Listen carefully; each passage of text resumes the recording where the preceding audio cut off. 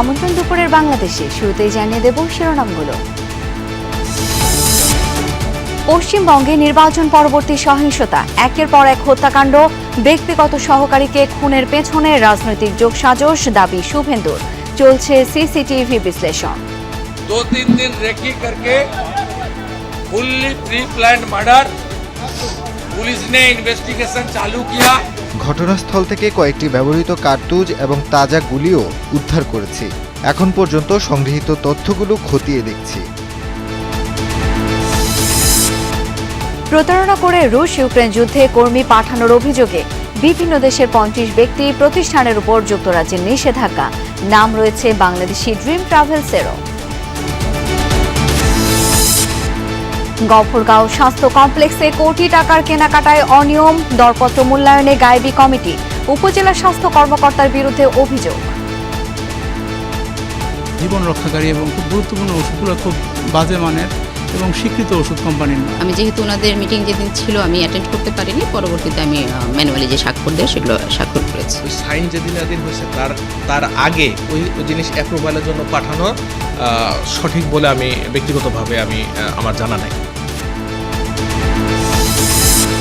হাওড় অঞ্চলে প্লাবন পরিস্থিতির উন্নয়ন হয়নি। রোদের দেখা মেলায় ধান শুকানোর ব্যস্ততা। নেত্রকোনায় তলিয়ে যাওয়া ধান কাটছে শিক্ষার্থীরাও। বিদ্যুতের দাম বৃদ্ধির বিষয়ে এখনো হয়নি চূড়ান্ত সিদ্ধান্ত, জানালেন মন্ত্রী। নবায়নযোগ্য জ্বালানি ব্যবহারকে উৎসাহিত করছে সরকার। বলছি পারলে তখন প্রশ্ন করে, এখনো তো পারে না। আমি বললাম তো যে আমি এখনো এই ব্যাপারে কোনো মন্তব্য করবো না।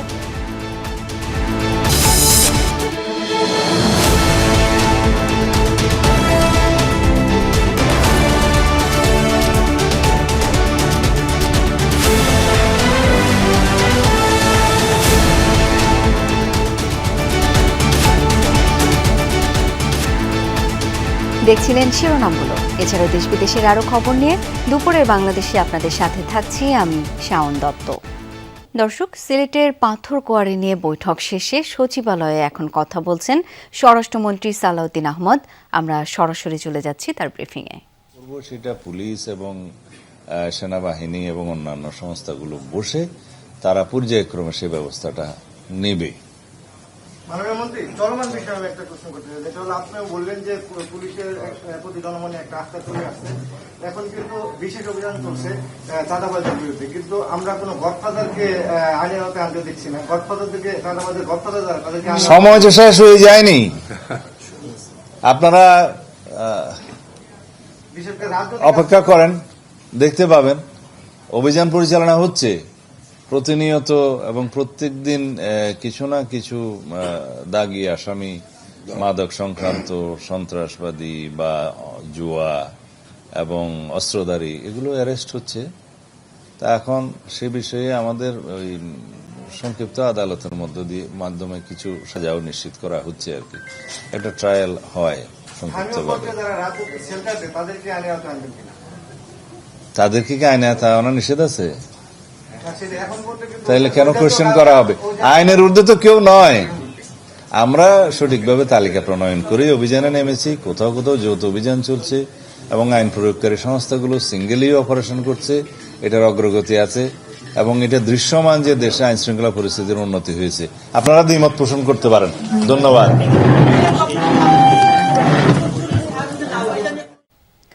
সচিবালয় থেকে স্বরাষ্ট্রমন্ত্রীর ব্রিফিং শুনছিলাম সরাসরি। বিধানসভা নির্বাচনের ফলাফল ঘিরে আরও অস্থির পশ্চিমবঙ্গ। বুধবার রাতে খুন হলেন বিজেপি নেতা শুভেন্দু অধিকারীর ব্যক্তিগত সহকারী চন্দ্রনাথ রথ। কলকাতার মধ্যমগ্রামে তার গাড়িতে করা হয় গুলিবর্ষণ। গুরুতর আহত হন গাড়ির চালকও। ঘটনাটি পূর্ব পরিকল্পিত হত্যাকাণ্ড এবং এতে রাজনৈতিক যোগসাজশ রয়েছে, এই অভিযোগ করেছেন শুভেন্দু। এদিকে সিসিটিভি ফুটেজ যাচাই করে ব্যবস্থা নেওয়া হচ্ছে বলে জানিয়েছে পুলিশ। বুধবার স্থানীয় সময় রাতে বিজেপি নেতা শুভেন্দু অধিকারীর ব্যক্তিগত সহকারীর গাড়ি লক্ষ্য করে গুলি চালায় দুই অস্ত্রধারী। ছোড়া হয় 4 রাউন্ড গুলি। ঘটনাস্থলে প্রাণ হারান সহকারী চন্দ্রনাথ রথ। গুরুতর আহত হন গাড়ি চালক বুদ্ধদেব বেরা। গুলি চালিয়ে মোটরসাইকেলে পালিয়ে যায় অস্ত্রধারীরা। অতর্কিত হামলার পর শুভেন্দু অধিকারীর সহকারী ও গাড়ি চালককে নেওয়া হয় কলকাতার মধ্যমগ্রাম হাসপাতালে। মৃত্যুর খবর শুনে হাসপাতাল প্রাঙ্গণে ভিড় করতে শুরু করেন বিজেপি কর্মীরা। খবর পেয়ে রাত 12টার দিকে সেখানে যান বিজেপি নেতা শুভেন্দু অধিকারী। দাবি করেন হত্যাকাণ্ডটি পরিকল্পিতভাবে ঘটানো হয়েছে। ये प्री प्लान मर्डर है, ये हम लोग का बात नहीं है, पुलिस का डीजीपी का बात है। 2-3 दिन रेकी करके fully pre plan murder, police ने इन्वेस्टिगेशन चालू किया, स्टेट का सीनियर पुलिस ऑफिसर है। हम लोग बहुत पेनफुल हार्ट में ये जो मर्मांतिक हादसा हुआ। পুলিশ জানিয়েছে ঘটনাস্থলের সিসি ক্যামেরার ফুটেজে তথ্য পাওয়া গেছে, যা যাচাই করা হচ্ছে। বাজেয়াপ্ত করা হয়েছে একটি প্রাইভেট কার।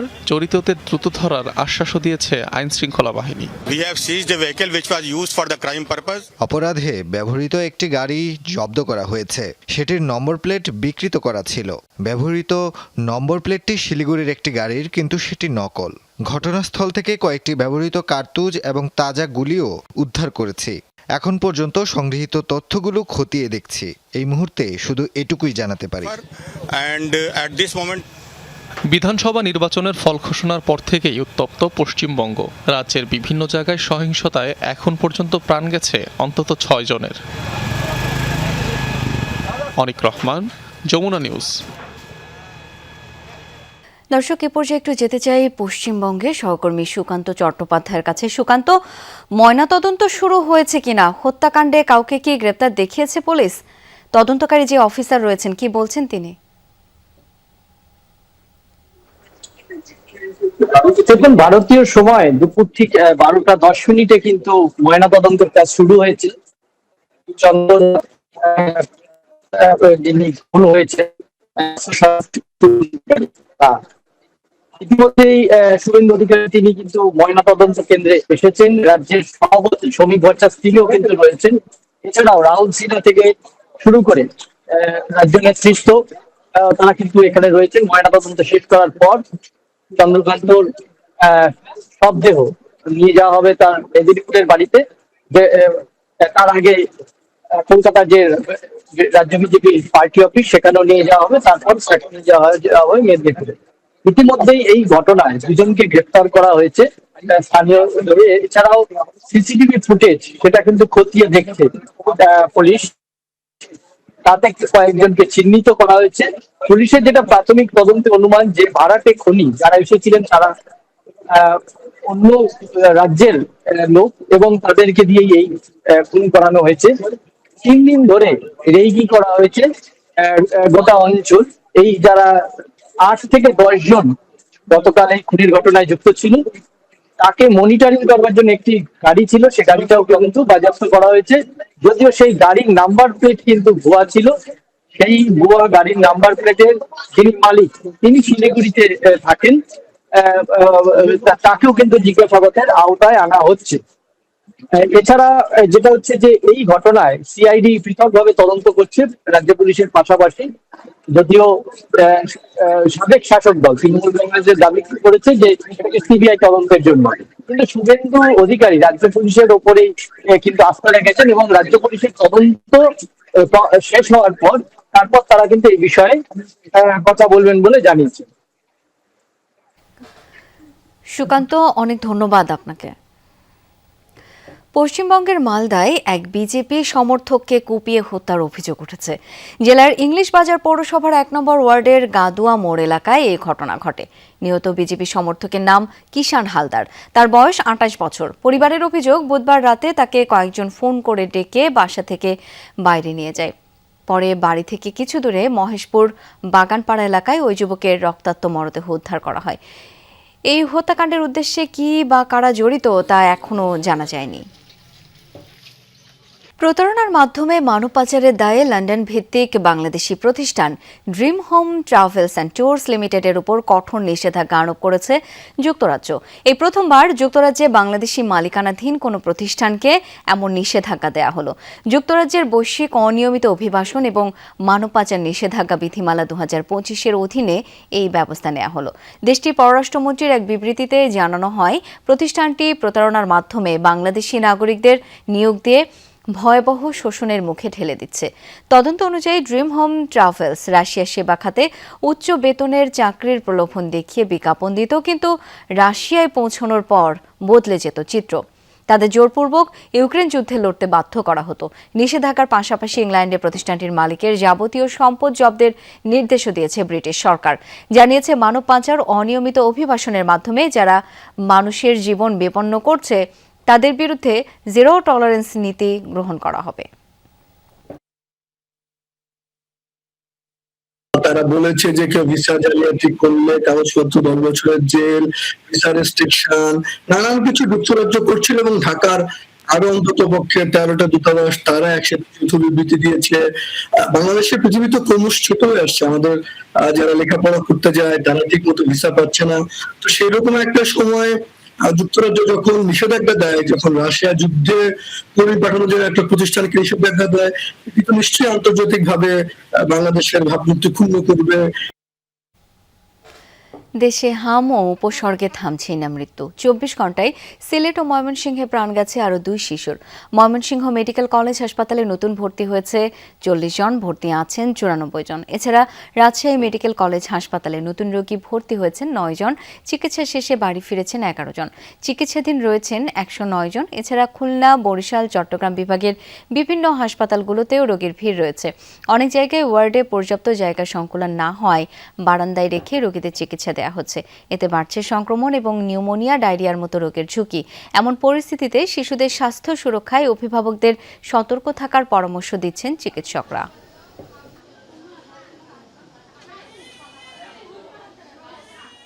দিন ধরে মানে মুখটা লাল হয়ে গেছে, পরে জ্বর নাই, কাশি আছে। তো কালকে নিয়ে আসছি, এখন বলতেছে হামের সমস্যা। ডাক্তারের কাছে নিয়ে গেছি, ডাক্তারে বলছে সদরে নিয়ে আসছে, পরে আনছি, আনার পরের থেকে ডাক্তার দেখাচ্ছি, ডাক্তার বলছে হামের লক্ষণ। সিলেটে হামের পরিস্থিতি এবং হাসপাতাল ব্যবস্থাপনা সম্পর্কে জেনে নেব। যুক্ত হচ্ছেন সহকর্মী নাবিল হোসেন। নাবিল, মৃত্যু এবং সংক্রমণ কমাতে কি ধরনের পদক্ষেপ নিয়েছে হাসপাতাল কর্তৃপক্ষ সেটি একটু জানতে চাই। সেই সঙ্গে বলবেন ব্যবস্থাপনা চিত্র কেমন? শাওন, দেখুন, আজ গত 24 ঘন্টায় আরও একজন শিশু মারা গেছেন যার বয়স 1 বছর। এই নিয়ে সিলেটে হাম বা হামের উপসর্গ নিয়ে মৃত্যুর সংখ্যা দাঁড়ালো 20-এ এবং যারা মারা গেছেন তাদের বেশিরভাগের বয়সে কিন্তু 1 বছরের নিচে। আমরা হাসপাতালের চিত্র যদি একটু বোঝাতে চাই, আমরা এই মুহূর্তে আছি সিলেট শহীদ শামসুদ্দিন আহমদ হাসপাতাল, যেটি হামের জন্য ডেডিকেটেড করে রাখা হয়েছিল।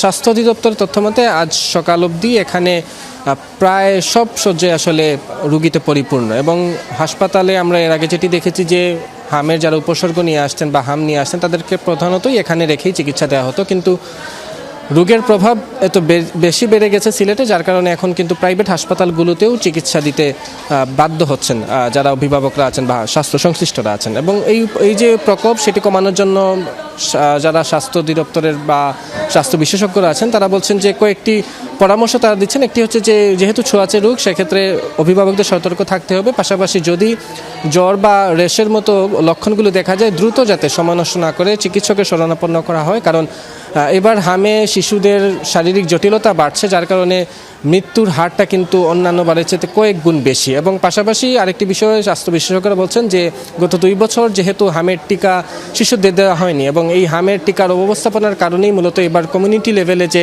হার্ড ইমিউনিটি ছিল শিশুদের বা এই সমাজের, সেই ইমিউনিটিটা দুর্বল হয়ে যাওয়ার কারণে এবার একদিকে যেমন সংক্রমণ বাড়ছে, অন্যদিকে আসলে মৃত্যু হারটা বাড়ছে। ফলে এই টিকা যাতে অভিভাবকরা দ্রুত সময়ের মধ্যে শিশুদেরকে এই টিকাটা গ্রহণ করান এবং এই টিকা গ্রহণের মাধ্যমেই আসলে শিশুদের মধ্যে ইমিউনিটিটা তৈরি হয়ে যাবে। এবং শুধু শিশুরাই কিন্তু না, এবার আমরা হাসপাতাল ঘুরে যেটি দেখেছি যে শিশুদের পাশাপাশি নানা বয়সী মানুষ আসলে এই হামে আক্রান্ত হচ্ছেন, যুবকরা আক্রান্ত হচ্ছেন, আসলে কিশোররা আক্রান্ত হচ্ছেন।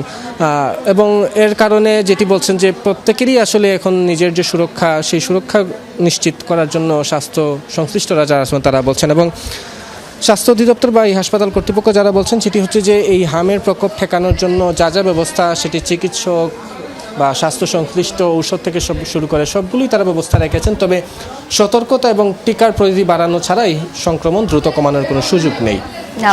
অনেক ধন্যবাদ আপনাকে। গফরগাঁও উপজেলা স্বাস্থ্য কমপ্লেক্সে প্রায় 1,14,00,000 টাকার সরকারি কেনাকাটায় বড় ধরনের অনিয়ম ও অর্থ কারচুপির অভিযোগ উঠেছে। অভিযোগ, এই বরাদ্দ থেকে কেনা হয়েছে নিম্নমানের ওষুধ, যা সরবরাহ করা হচ্ছে গ্রামের মানুষকে। এই বড় অঙ্কের ক্রয়ে উপজেলা স্বাস্থ্য ও পরিবার পরিকল্পনা কর্মকর্তা ডাক্তার মোহাম্মদ জামাল উদ্দিন নিজের স্ত্রীকে সদস্য করে গঠন করেন 3 সদস্যের দরপত্র মূল্যায়ন কমিটি। অথচ কমিটির সভাপতি জানেন না কোনো সভার কথা। যমুনা টেলিভিশনের অনুসন্ধানে মিলেছে এসব চাঞ্চল্যকর তথ্য। ইজিপি পদ্ধতিতে কিভাবে ডিজিটাল ও ম্যানুয়াল দুর্নীতি হয়েছে তা জানাচ্ছেন সহকর্মী হোসেন শাহিদ। ক্যামেরায় ছিলেন দেলোয়ার হোসেন। জামাল উদ্দিন সাহেবের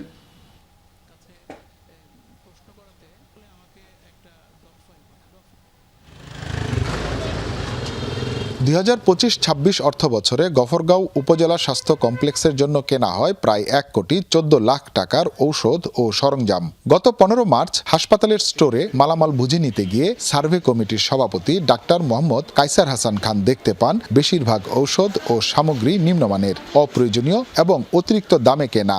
জীবন রক্ষাকারী এবং খুব গুরুত্বপূর্ণ ওষুধগুলো খুব বাজে মানের এবং স্বীকৃত ওষুধ কোম্পানির নয়। আমার ইউএচএফপিও মহোদয় জনাব মোহাম্মদ জামাল উদ্দিন সাহেবের কাছে প্রশ্ন করাতে আমাকে একটা ডক ফাইল পাঠান। ডক ফাইলে দেখতে পাই যে আমি যাকে খুঁজছিলাম, যে মূল্যায়ন কমিটিতে কে ছিলেন, দেখি যে মূল্যায়ন কমিটির সভাপতি আমি নিজেই।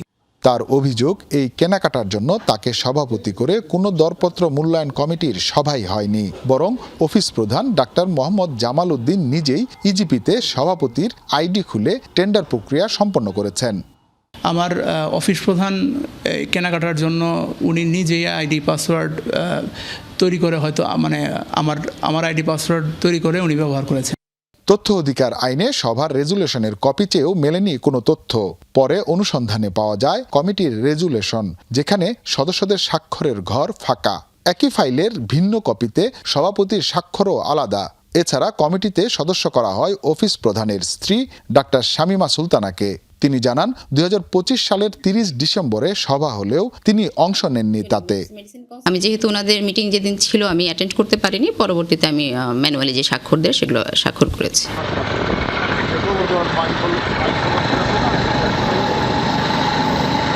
এবার গফরগাঁও হাসপাতালে যাওয়া যাক। কমিটির আরেক সদস্য ডাক্তার SM ইমতিয়াজ হোসাইন বলছেন, কোটি টাকার কেনাকাটার সিদ্ধান্তের মিটিংয়ের দিনক্ষণ মনে নেই তার। বক্তব্য না দিয়ে ফোনে ধরিয়ে দেন অফিস প্রধান ডাক্তার জামাল উদ্দিনকে। এই কাগজপত্রের কাজ বা মিটিং এই ধরনের কাজগুলো হয়ে গেছে সম্ভবত গত বছর। এখন আমার ঠিক সঠিক মনে পড়তেছে না যে মিটিংয়ে আমি মিটিং হয়েছে কিনা, উপস্থিত ছিলাম কিনা। 30 বার। তবে ইজিপির তথ্য বলছে 25 সালে 27 ডিসেম্বর বেলা 11:52 3 সদস্য একই সময়ে রিপোর্ট সম্পন্ন করেছেন। প্রশ্ন, সভা যদি 30 তারিখে হয় তাহলে 3 দিন আগে কিভাবে সম্পন্ন হলো টেন্ডার প্রক্রিয়া? বিষয়টিকে ভুল আখ্যা দিয়ে রিপোর্ট প্রকাশ না করার অনুরোধ জানান অভিযুক্ত কর্মকর্তা। সিভিল সার্জন বলছেন, বিষয়টি বিব্রতকর।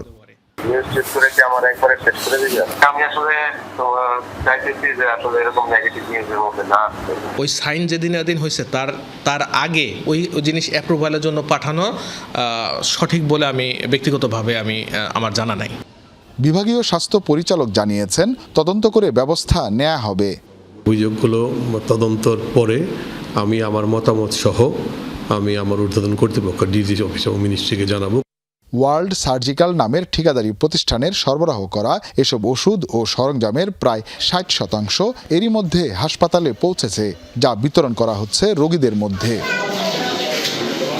যখন সরকারি হাসপাতাল থেকে কোনো ঔষধ নেন তাহলে তারা আস্থা রাখেন সরকারের উপরে যে ভালো জিনিসটি পাচ্ছেন তারা। তবে বাস্তবতা বলছে ভিন্ন কথা।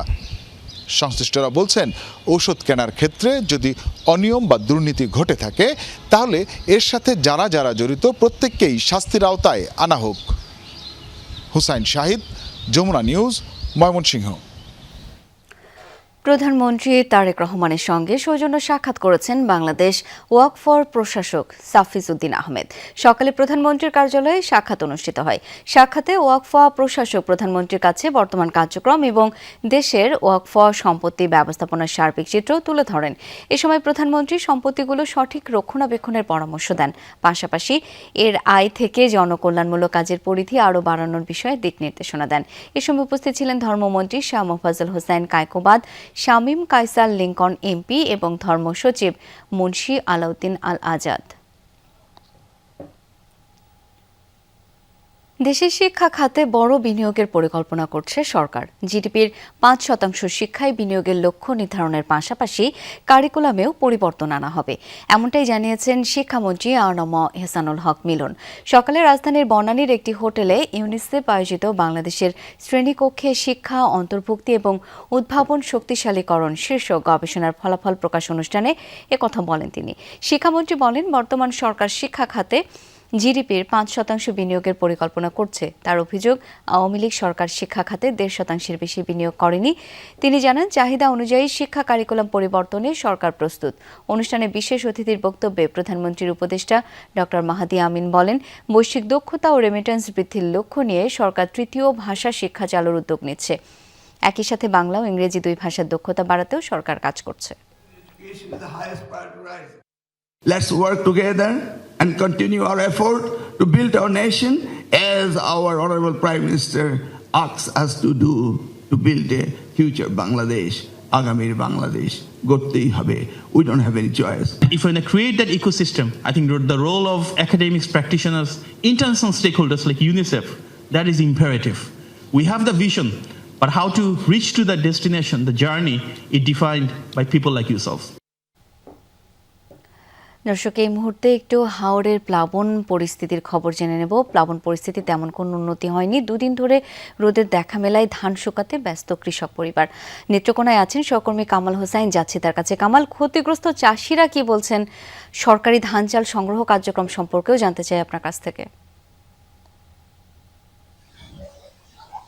শাওন, নেত্রকোনার হাওর অঞ্চলগুলোতে কিন্তু পানি একটু কমতে শুরু করেছে, কিন্তু যে ধানগুলো তলিয়ে গেছিল সেগুলো পচে নষ্ট হয়ে গেছে। ফলে পানি কমলেও এখন কোনো ধরনের লাভ হবে বলে মনে হয় না। আর গত দুদিন ধরে রোদ ওঠার কারণে কৃষকরা যে ধানগুলো সংগ্রহ করেছিলেন সেই ধানগুলো শুকাতে ব্যস্ত আছেন, মোটামুটি ব্যস্ত সময় পার করছেন তারা। আর অন্যান্য উপজেলা যেগুলো আছে, নেত্রকোনা 10টি উপজেলায় কিন্তু কম বেশি ক্ষতি হয়েছে, যেগুলোর ক্ষয়ক্ষতির হিসাব জেলা প্রশাসন এবং জেলার কৃষি বিভাগ করছে। জেলা প্রশাসন এবং জেলার কৃষি বিভাগ করছে। আমি যদি দেখানোর চেষ্টা করি, এই যে এলাকাটিতে আছে, এই সদরের এই এলাকাটিতেও কিন্তু ধান পাকতে শুরু করেছে, যে ধানগুলো হয়তো 2 সপ্তাহ লেগে যাবে। এরকম অবস্থা কিন্তু অন্তত 7টি উপজেলায় আধা পাকা ধান রয়েছে, যেগুলো তলিয়ে গেছে এবং যেগুলোর পচা শুরু হয়েছে। ফলে ধান বিক্রি তো দূরের কথা, কৃষকরা যে কুরাকির ধান সংগ্রহ করবে সেটা নিয়েই কৃষকরা ব্যস্ত আছে। যদিও গত 3 তারিখ খাদ্য প্রতিমন্ত্রী ধান কেনার উদ্বোধন করে গেছেন, কিন্তু কৃষকদের হাতে ধান দেওয়ার মতো, সেই বিক্রি করার মতো ধান আসলে নেই।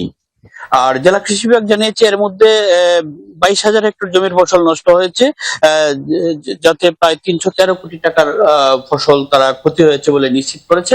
প্রায় 70,000 কৃষকের ফসল এই ক্ষতির মধ্যে পড়েছে। আপডেট তাদের হিসাব চলছে, হয়তো এই ক্ষতির পরিমাণ আরো বাড়তে পারে।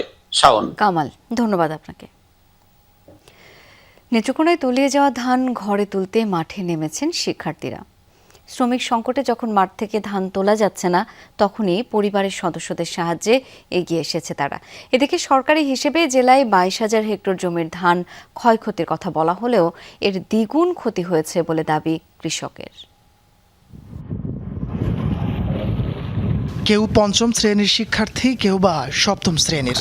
পরিবারের বছরের খোরাকিটুকু বাঁচাতে মাঠে নেমেছেন তারা। সম্প্রতি অতিবৃষ্টি আর পাহাড়ি ঢলে তলিয়ে যায় নেত্রকোনার হাওড়াঞ্চলের উঠতি বোরো ধান। জলাবদ্ধ জমিতে নামানো যায়নি হারভেস্টার মেশিন, দ্বিগুণ মজুরি দিয়েও পাওয়া যায়নি পর্যাপ্ত শ্রমিক। এই অবস্থায় ঘরে বসে থাকেনি স্কুলের শিক্ষার্থীরা। ধান বাঁচাতে পরিবারের সাথে নেমে পড়েন মাঠে। কামলা তো পাওয়া যায় না, সবারই তো ক্ষেত্রে আছে আহরে, এই জন্যই তো কামলা পাওয়ার জন্য নিজেরাই আমরা করতেছি। আমরা কাজ করতেছি বড়রার সাথে, এখন পালিতে সব ধান তলায় গেছে, তাই এখন আমরা মুট চুট আনতাছি, সড়কে তুলতাছি। বাসায় তো খাবার টাবার নাই, মানে কাজ কাম সবাই করতেছে, কারো পাওয়া যায় না, টাকা লাগে অনেক, তা সবারই ক্ষেত্রে আছে, সবাই করতেছে, তা আমরা এলাম হেল্প করতে আমাদের না, তো কার মতো কিছু নাই করে। প্রশাসনের তথ্য মতে প্রাথমিকভাবে জেলার 70,000 কৃষকের 22,000 হেক্টর জমির ধান ক্ষতিগ্রস্ত হয়েছে। এখনও অনেক জমির ধান তলিয়ে থাকায় দুর্ভোগের শেষ নেই হাওড়াঞ্চলের কৃষকের। 1500-2000 টাকা রোজ চায়, আর দিয়েও চায়, তারপরে আমরা জমিন কাটাই পারতাছি না। তারপরে কি করা, মা বধু বানলে নিজেরাই জেলাত পারি কাটিয়ে নিয়ে তুলতেছি, কোরাকটা তো আপাতত তুলন লাগবো। কাটা আনির মতন লইছি, এটা লই দিলে কিছু লোন যাবো, আর দিত ব্যক্তি নষ্ট হয়। মানে আমি যে কি করবাম, আমার 100 কাঠা জমিন এই যে পানি তলে হচ্ছে, এই যে পাবলিক কান্দাকুটি করতেছে, এই মানে করার কিছু নাই।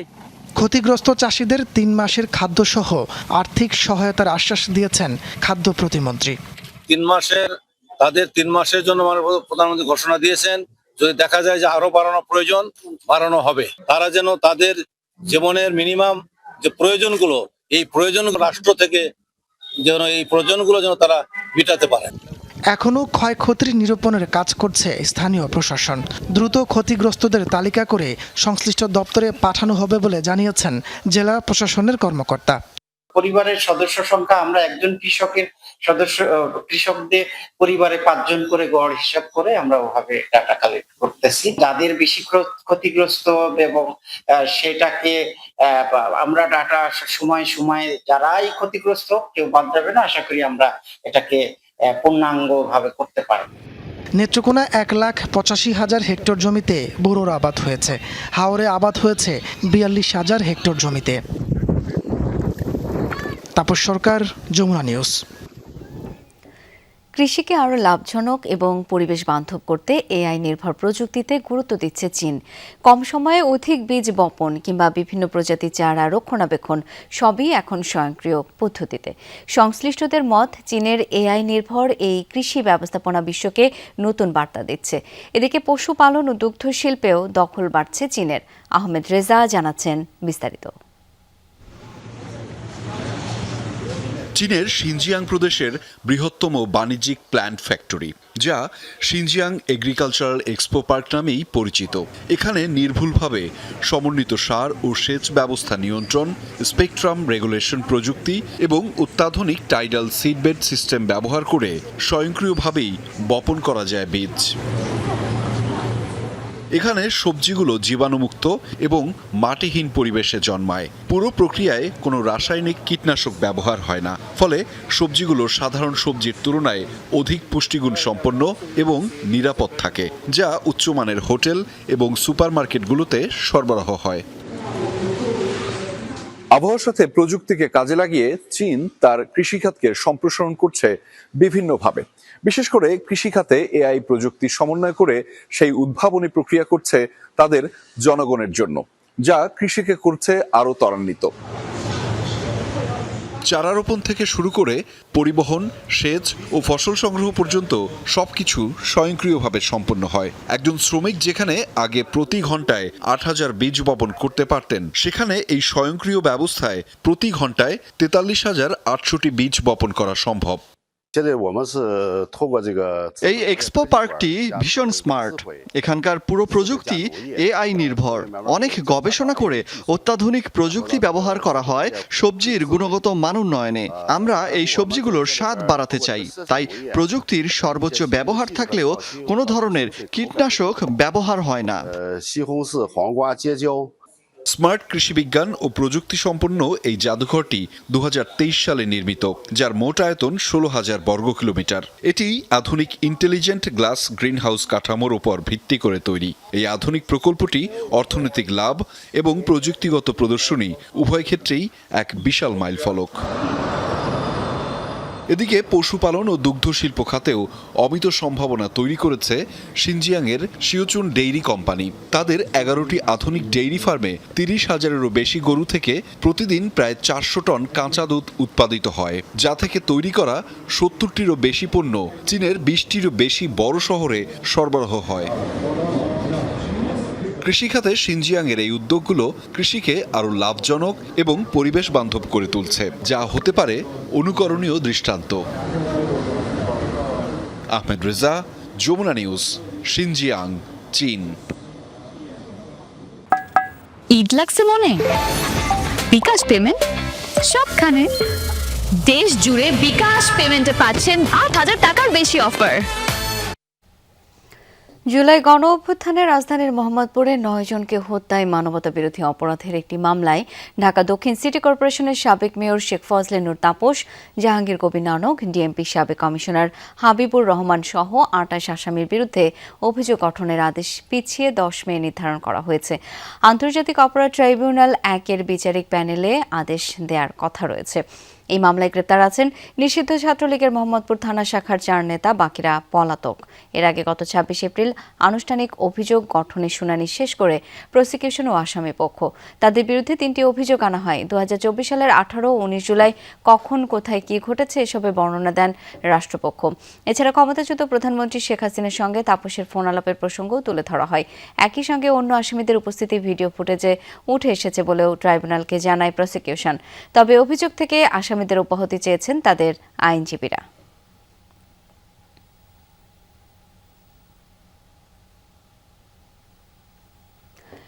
নারীরা দেশের জনগোষ্ঠীর অর্ধেক, তাই সংসদে তাদের অংশগ্রহণও সমানুপাত হওয়া উচিত।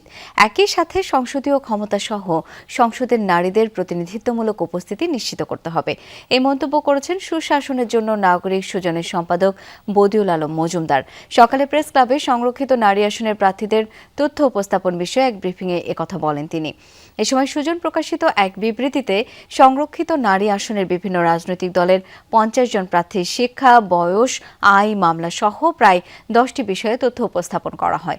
বদিউল আলম বলেন, সংসদে নারী আসন বাড়াতে হবে, একই সাথে পুরুষের অর্ধেক হলেও জনপ্রতিনিধিত্বের ক্ষেত্রে বৈষম্যের শিকার নারীরা। তাই রাজনৈতিক ক্ষমতায়ন এবং সিদ্ধান্ত গ্রহণ প্রক্রিয়ায় নারীর অংশগ্রহণ বৃদ্ধির দাবি জানান তিনি।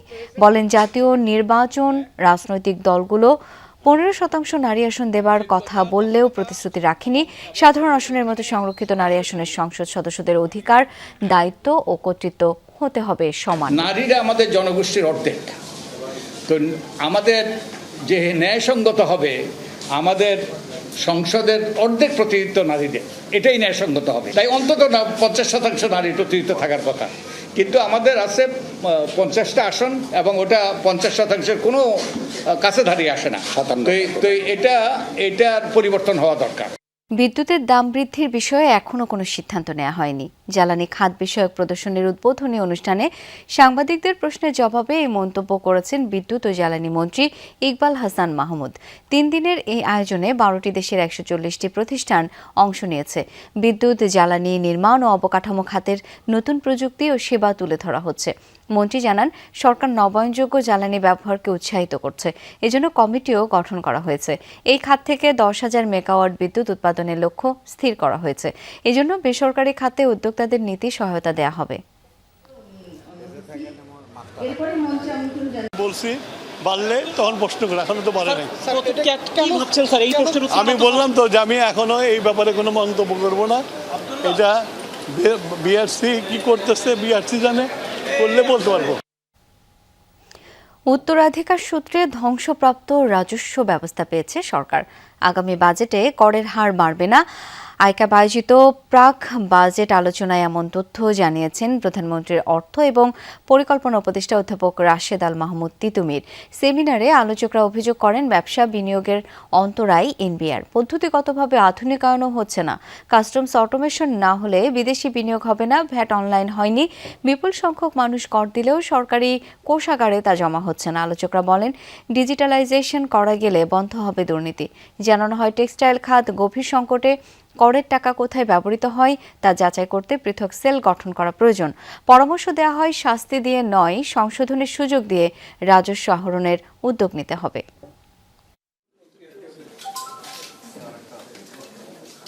অন্তর্বর্তীকালীন সরকার তার আগের বছরের তুলনায় মাত্র মোট যে কর আদায় মাত্র 2% হয়েছে, কিন্তু তারা আমাদেরকে একটা লক্ষ্যমাত্রা দিয়ে গেছে বিনিয়োগ বাড়াতে হবে এবং বিনিয়োগ বাড়ানোর জন্য ব্যবসা বান্ধব কর্মসূচি নিতে হবে এবং সেগুলো আমরা পরিষ্কার উল্লেখ করব। তাহলে উৎপাদন যদি বাড়ে কর্মসংস্থান হবে, কারণ কর বাড়বে। যুক্তরাষ্ট্রে হত্যাকাণ্ডের শিকার বাংলাদেশি শিক্ষার্থী নাহিদা সুলতানা বৃষ্টির জানাজা অনুষ্ঠিত হয়েছে।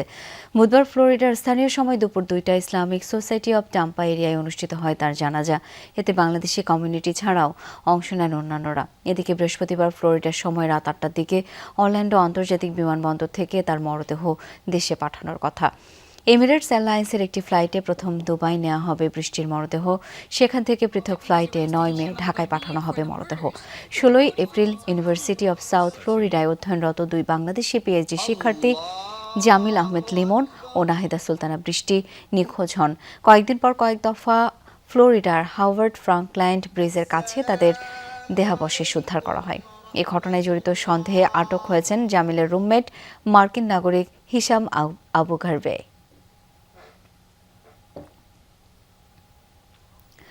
প্রথমবারের মতো আন্তঃমহাদেশীয় ক্ষেপণাস্ত্র প্রকল্প উন্মোচন করল তুরস্ক। চীন, রাশিয়া, যুক্তরাষ্ট্র সহ হাতে গোনা কয়েকটি দেশের কাছে রয়েছে ইন্টারকন্টিনেন্টাল ব্যালিস্টিক মিসাইল বা আইসিবিএম। সংক্ষিপ্ত এই তালিকায় প্রবেশ করতে যাচ্ছে আঙ্কারাও। তুরস্কের দাবি, ইলড্রিম মহান নামের ক্ষেপণাস্ত্রটি শব্দের 9 থেকে 25 গুণ পর্যন্ত বেশি গতিতে ছুটতে পারে, পাড়ি দিতে পারে 6000 কিলোমিটার। অর্থাৎ পুরো ইউরোপ এবং এশিয়া ও আফ্রিকার বিস্তীর্ণ এলাকা চলে আসবে তুরস্কের মিসাইলের আওতায়। তুরস্কের ইস্তাম্বুলে চলছে 8ম SAHA international defence and aerospace exhibition, যাতে বিভিন্ন দেশের পাশাপাশি তুরস্ক তাক লাগাচ্ছে নিজেদের তৈরি অত্যাধুনিক বিভিন্ন সমরাস্ত্র প্রদর্শন করে, যার মধ্যে সবচেয়ে আলোচিত দেশটির প্রথম ইন্টারকন্টিনেন্টাল ব্যালিস্টিক মিসাইল বা আইসিবিএম। চীন, যুক্তরাষ্ট্র, রাশিয়া, উত্তর কোরিয়া সহ বিশ্বের গুটি কয়েক দেশের কাছে রয়েছে আন্তঃমহাদেশীয় ক্ষেপণাস্ত্র। সাহা এক্সপোতে আইসিবিএম প্রকল্প উন্মোচনের মাধ্যমে সংক্ষিপ্ত সেই তালিকায় প্রবেশ করছে তুরস্ক। নতুন এই আলোচিত ক্ষেপণাস্ত্রের নাম ইলড্রিম হান, যা তৈরি করেছে দেশটির প্রতিরক্ষা মন্ত্রণালয়ের R&D সেন্টার।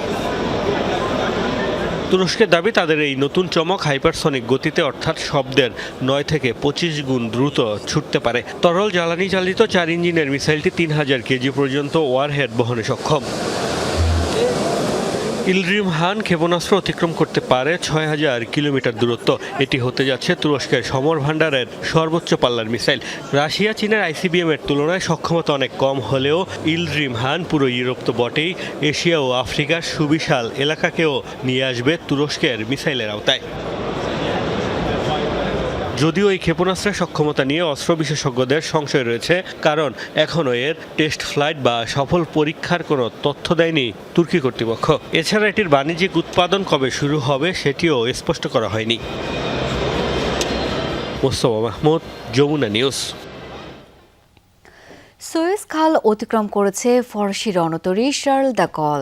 বিমানবাহী রণতরীটির ভিডিও প্রকাশ করেছে প্যারিস।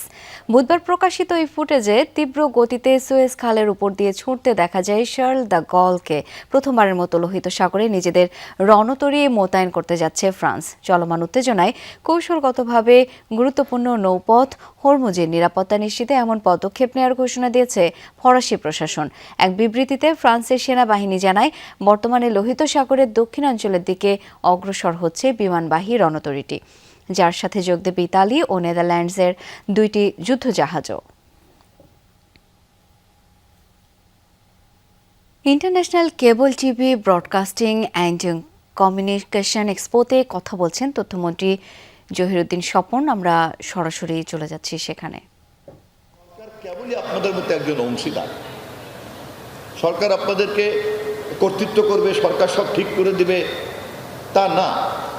হ্যাঁ, সরকার যেহেতু রাষ্ট্র পরিচালনার দায়িত্বে জনগণ কর্তৃক একটা নির্দিষ্ট সময়ের জন্য নিয়োজিত আছে, ফলে জনগণের এই তথ্য সেবাটা নিশ্চিত হচ্ছে কিনা সে ব্যাপারে আমি বা সরকার দায়িত্বশীল থাকতেই হবে। এবং সেক্ষেত্রে সরকার কি করবে? সরকার সেক্ষেত্রে কমিশনের কাছেই দ্বারস্থ হবে যে দেখেন অমুক মিডিয়া তমুক মিডিয়া দেখেন অপতথ্য ছড়িয়ে বেড়াচ্ছে, অথবা দেখেন সে একটা আদর্শের দাস হিসাবে এখানে একটা সংঘাত তৈরি করছে। স্বাধীনতার চেতনার নামে সে এখানে একটা বিভাজন তৈরি করছে, ধর্মের নামে সে এখানে একটা বিভাজন তৈরি করছে। এটা করা উচিত না। রাষ্ট্র সমাজ অস্থিতিশীল হয়ে পড়বে। সরকার বরঞ্চ এখানে একটা বাদী হিসাবে যাবে কমিশনের কাছে। কিন্তু এই কাজ করার জন্য সরকার কোনো পুলিশি দায়িত্ব পালন করতে যাবে না। তথ্য ব্যবস্থার মধ্যে কোনো ধরনের কোনো পলিসিং সিস্টেম, কোনো ধরনের কোনো পুলিশি ব্যবস্থার কোনো অবকাশ নাই। এই বাস্তবতাটাকে বোঝাটা হচ্ছে কিন্তু খুব জরুরি। আমি খুবই দুঃখিত যে যাদের সঙ্গে কথা বলি বা বলেছি বা পরামর্শ করেছি, আমি খুব কম মানুষ পেয়েছি যারা এই লেন্স দিয়ে ব্যাপারটা দেখেন। বেশিরভাগই আমি দেখেছি, আমি যেহেতু কম জানি, আমি যেহেতু কম বুঝি, এবং আমি যেহেতু লেম্যান, আমি যেহেতু একটা নন টেকনিক্যাল পারসন, এবং আমি যেহেতু দায়িত্ব পালনের ক্ষেত্রে একটা নতুন ব্যক্তি, সে কারণে আমাকে তো জানতে হবে, শিখতে হবে, বুঝতেই হবে। কিন্তু শিখতে গিয়ে তথ্যমন্ত্রীর বক্তব্য শুনছিলাম সরাসরি। এবারে উয়েফা চ্যাম্পিয়ন্স লিগের খবর। সেমিফাইনালের দ্বিতীয় লেগে বায়ার্ন মিউনিখের সাথে 1-1 গোলে ড্র করে 2 লেগ মিলিয়ে 6-5 গোলে জিতে টানা দ্বিতীয়বার ফাইনালে উঠল পিএসজি। ম্যাচের তৃতীয় মিনিটে পিএসজিকে এগিয়ে দেন ওসমান দেমবেলে। দ্বিতীয়ার্ধের যোগ করা সময়ে হ্যারি কেইন গোল করে সমতায় ফিরলেও তা যথেষ্ট হয়নি। আগামী 30 মে ফাইনালে পিএসজির প্রতিপক্ষ আর্সেনাল। ফাইনালে যেতে হলে ঘরের মাঠ মিউনিখের আলিয়াঞ্জ অ্যারেনায় বায়ার্ন মিউনিখকে জিততে হতো 2 গোলের ব্যবধানে। অন্তত টাই ব্রেকার পর্যন্ত যেতে ব্যবধানটা হতে হতো 1। তবে বল দখলে এগিয়ে থেকে 18টা শট নিয়েও বায়ার্ন করতে পেরেছে শুধু ড্র। 1-1 গোলে ড্র হয়। 2 লেগ মিলিয়ে 6-5 গোলে এগিয়ে থেকে টানা দ্বিতীয়বারের মতো ফাইনালে লুইস এনরিকের শিষ্যরা। 9 গোলের আগের ম্যাচের পর এ ম্যাচেও এমন কিছু ঘটতে পারে আভাস পাওয়া যাচ্ছিল এমনই। ম্যাচের তৃতীয় মিনিটেই এগিয়ে যায় প্যারিস সেন্ট জার্মেই। খাভিচা খাভারাৎসখেলিয়ার পাসে পায়ের শটে গোল করেন ওসমান দেমবেলে, আর এই অ্যাসিস্টে দারুণ এক কীর্তি গড়লেন খাভারাৎসখেলিয়াও। এই জর্জিয়ানি প্রথম খেলোয়াড় যিনি চ্যাম্পিয়ন্স লিগের এক আসরে নকআউট পর্বে টানা 7 ম্যাচে গোল অথবা অ্যাসিস্ট করলেন। 8 মিনিটে হলুদ কার্ড দেখেন নুনো মেন্দিস। পুরো ম্যাচেই দেখার মতো ছিল মেন্দিসের সাথে মাইকেল ওলিসের লড়াই। 30তম মিনিটে ওলিসের শট মেন্দিসের হাতে লাগলে দ্বিতীয় হলুদ কার্ডের জন্য রেফরিকে ঘিরে ধরে বায়ার্ন। মাঝে 21তম মিনিটে খাভারাৎসখেলিয়া গোল করার সুযোগ পেলেও ঠেকিয়ে দেন নয়ার। প্রথমার্ধে একটা পেনাল্টির আবেদনও করেছিল স্বাগতিকরা। পিএসজির জোয়াও নেভেসের হাতে লাগলেও সেই আবেদনে সাড়া দেননি রেফরি। প্রথমার্ধে গোলমুখে মাত্র একটা শট নিতে পারে বায়ার্ন। জামাল মুজিয়ালার সেই শট ঠেকিয়ে দেন পিএসজি গোলরক্ষক মাদভেই সাফানভ। প্রথম 45 মিনিটে নিজের ছায়া হয়েছিলেন হ্যারি কেইন। ওলিসেকেও এক প্রকার বোতলবন্দি করে রেখেছিলেন মেন্দিস। দ্বিতীয়ার্ধের প্রথম 20 মিনিটেই 3টা সুযোগ পেয়ে যায় পিএসজি, কিন্তু বর্তমান চ্যাম্পিয়নদের বারবার হতাশ করেন নয়ার। 69 ও 70 মিনিটে লুইস দিয়াজ ও ওলিসেকে আটকে দেন পিএসজি গোলকিপার। শেষমেশ দ্বিতীয়ার্ধের অ্যাডেড টাইমের 4র্থ মিনিটে গোল করে সমতায় ফেরান কেইন, কিন্তু ততক্ষণে বড্ড দেরি হয়ে গেছে। আর এক গোল করে 2 লেগ মিলিয়ে স্কোর 6-6 করার জন্য পর্যাপ্ত সময় পায়নি স্বাগতিকরা। ততক্ষণে শেষ বাঁশি বাজে পিএসজি টানা 2 বার ফাইনালে ওঠার উল্লাসে মাতে। আফনান পিয়াল, যমুনা স্পোর্টস। সমকামী বিদ্বেষী গালি দেয়ায় জিয়ানলুকা প্রেস্তিয়ানিকে 6 ম্যাচের নিষেধাজ্ঞা দেয় উয়েফা, যা বহাল রেখেছে ফিফাও। ফলে আর্জেন্টিনার হয়ে প্রথমবার বিশ্বকাপে তার খেলা নিয়ে দেখা দিয়েছে অনিশ্চয়তা। 2 সপ্তাহ আগে চ্যাম্পিয়ন্স লিগে রিয়াল মাদ্রিদের বিপক্ষে ম্যাচে ভিনিসিয়াস জুনিয়রকে সমকামী বিদ্বেষী গালি দিয়েছিলেন প্রেস্তিয়ানি। ম্যাচ চলাকালে জার্সি দিয়ে মুখ ঢেকে ওই অপমানজনক মন্তব্য করেন তিনি।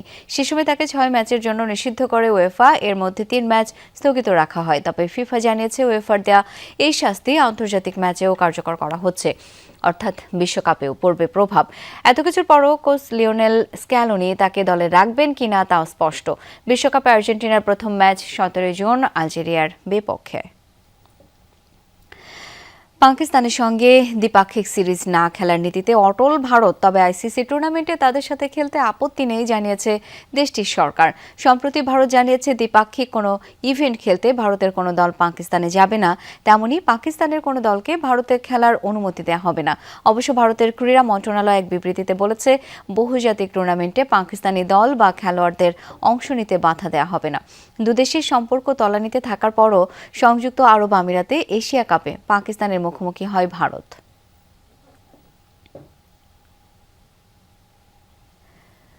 পাকিস্তান সুপার লিগের এবারের আসরে সেরা একাদশ ঘোষণা করেছে উইজডেন ক্রিকেটার সালমান আগ। মাত্র 5 ম্যাচ খেলেই একমাত্র বাংলাদেশি ক্রিকেটার হিসেবে একাদশে জায়গা পেয়েছেন নাহিদ রানা। পিএসএল এর এবারের আসরে চ্যাম্পিয়ন হয়েছে পেশর জালমি। দলটিতে ছিলেন 3 বাংলাদেশি, তবে ম্যাচ খেলেন নাহিদ রানা ও শরীফুল ইসলাম। 2 পেসারই দারুণ করেন আর রানা সেখানে ছিলেন দুর্দান্ত। প্রথমে 4 ম্যাচ খেলে নিউজিল্যান্ডের বিপক্ষে ঘরের মাঠে টি-20 সিরিজ খেলতে মাঝপথে দেশে ফিরেছিলেন তিনি।